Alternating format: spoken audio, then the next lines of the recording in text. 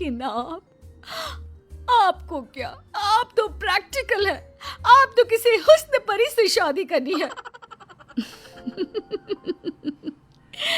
देवर भाभी की इमोशनल ड्रामे का शिकार हो जाता है और मान जाता है शादी के लिए। ऐसे ही सब लड़की से मिलने जाते हैं और लड़की पसंद आने पर जेठानी देवर और देवरानी की शादी करवा देती है। शादी के कुछ दिनों बाद एक नंबर की गंवार।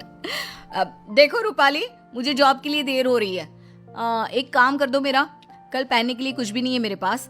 आज से ना मेरे पहनने वाले सारे कपड़े तुम धो दिया करना, ठीक है?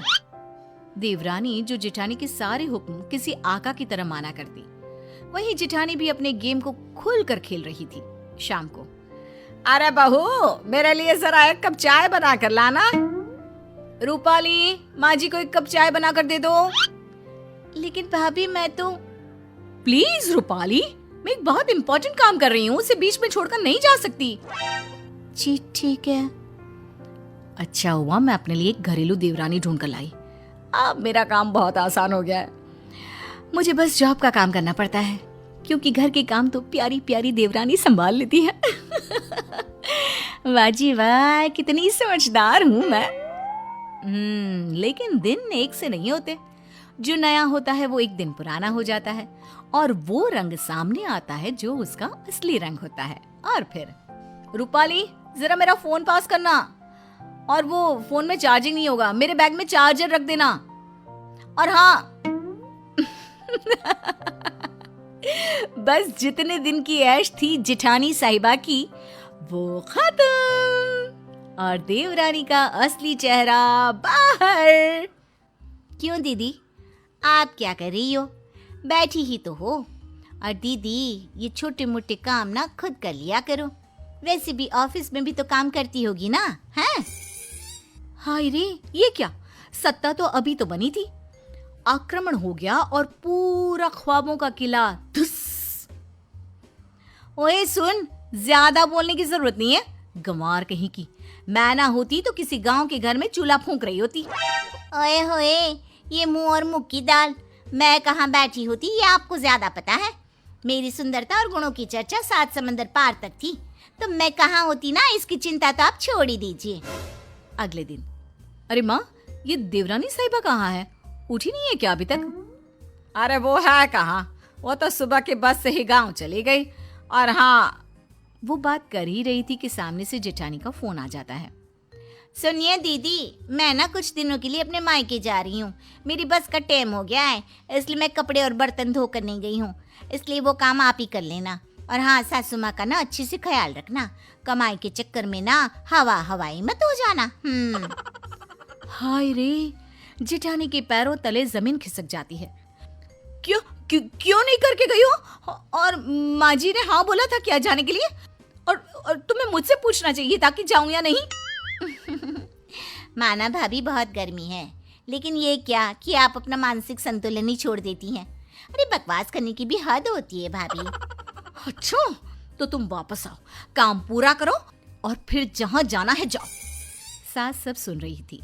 वो समझ जाती है कि जेठानी ने किस मकसद से देवरानी की शादी इस घर में करवाई है। फिर एक रोज जब देवरानी वापस आती है तो, माँ जी, मेरे ना होने पर लग रहा है कि नाश्ता खाना आपने सब छोड़ दिया था, कैसी पतली हो गई है इतने दिनों में।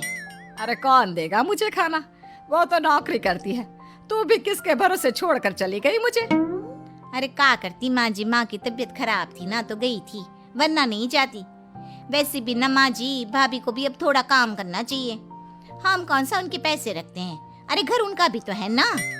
ये बोलकर गांव से सफर करके जो लड़की आई, वो तुरंत सास को खाना देने के लिए किचन में घुस गई। तभी जेठानी, अरे आ गई हो तो चाय भी बना दो, और हाँ, खाना थोड़ा जल्दी कर दो, मैं पैक करके भी ले जाऊंगी।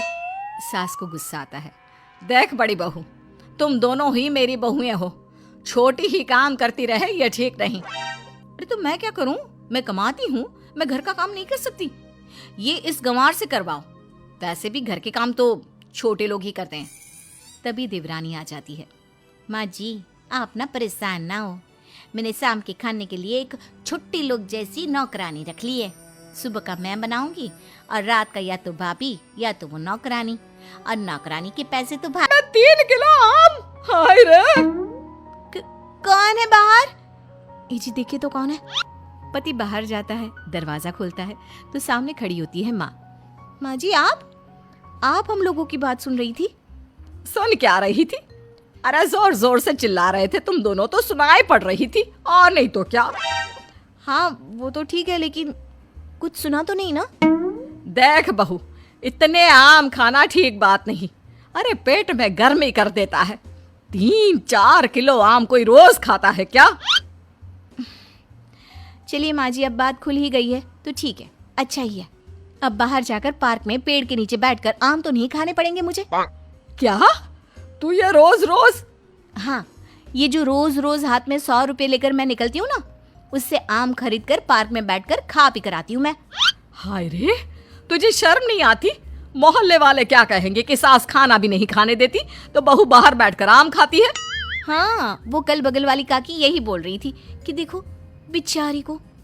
बहू, तूने इस आम के चक्कर में मुझे बुरा बना दिया। अब तू देख मैं क्या क्या करती हूँ। अरे जाने देना माँ। हाँ माँ, क्या है, तू तो भाभी के पीछे ही पड़ी रहती है। अरे कैसे बात कर रहे हो तुम दोनों? पैदा किया है मैंने तुम लोगों को और मुझे ही बुरा बना रहे हो। रहने दीजिए ना माँ जी, अब कुछ दिन तो बचे हैं, फिर तो आम दिखना ही बंद हो जाएगा। ठीक है, तो फिर खाओ आम, जितनी मर्जी खाने हैं खाओ। कल से छुप कर नहीं, सबके सामने खाओ। आम मैं ला कर दूंगी तुझे। अब क्या था, सास को भी चिढ़ हो जाती है कि बहू बाहर जाकर छुपकर आम खाती है और उसे मोहल्ले भर में बदनाम कर रही है। ये ले बहू, 2 बोरी आम आज ही खत्म करने हैं। मैंने कल 2 बोरी का ऑर्डर दे दिया है। बाकी खाने पीने की तू चिंता ना कर, वो मैं बना लूंगी। चबूतरे में जाकर बैठ जा। अब कोई भी आने जाने वाला देखता कि बहू बैठकर आम खा रही है और सास वो बेचारी घर का काम कर रही है। अरे गुड्डू की अम्मा, तू ही काम करती है क्या? ये बहू, इसको तो मैंने रास्ते में आम खाते देखा था। पूछा तेरी सास खाना नहीं देती तो कह रही थी नहीं। हाँ, बहू है तो कुछ भी बोलती है। अब इसको आम खाने पसंद है तो मैंने कहा तू आम खा बेटा, इसलिए वो खा रही है और मैं काम कर रही हूँ। लेकिन बहू बोरी भर भर कर आम खाकर इतनी पक जाती है कि एक दिन टपक ही जाती है। नहीं नहीं माँ जी, अब नहीं होगा, इतने आम मैं नहीं खा सकती। अरे कैसी बात कर रही है बहू, अभी तो 2 बोरी और है। हाँ, तभी ननद आ जाती है। और क्यों रे छिटकी, देख तेरी भाभी की कैसी खातिरदारी कर रही हूँ। तुझे भी ऐसी ही सास चाहिए ना?